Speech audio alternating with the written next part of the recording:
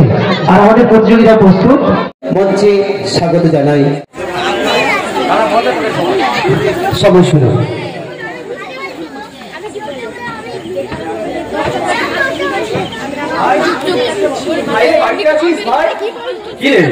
তুই তুই এই মুহূর্তে আমার বাড়িতে কিসের জন্য? তোর বৌদির ব্রেন টিউমার হয়েছে, আমি এখনই হাসপাতালে ভর্তি করে দিয়ে এলাম।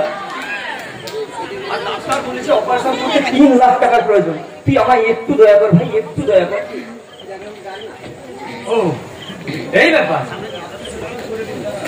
এই ব্যাপার। আসলে এই মুহূর্তে আমি কাল আমার বইয়ের বার্থডে রয়েছে, সাথে আমার গাড়ির ইমেল রয়েছে। আমার এই মুহূর্তে তোকে হেল্প করা সম্ভব নয়। এ তুই কি বলছিস ভাই?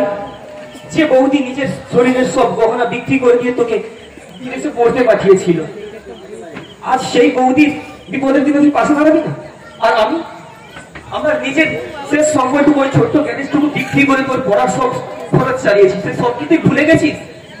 হ্যাঁ, তার জন্য তো আমি 3 বছর তোদের পুরো সংসারের দায়িত্ব নিয়ে তার সমস্ত ঋণ শোধ করে দিয়েছি। না রে ভাই না, রক্তের ঋণ কখন শোধ করা যায় না। যে বৌদি ছোট্ট থেকে তোকে নিজের ছেলের মতো করে মানুষ করেছে, তার ঋণ এভাবে শোধ করা সম্ভব নয় রে ভাই।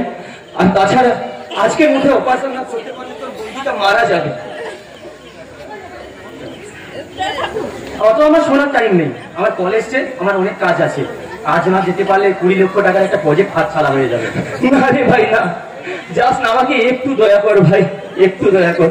তুই ফিরে যা, আমি কোনো হেল্প করতে পারবো না, আমি চললাম।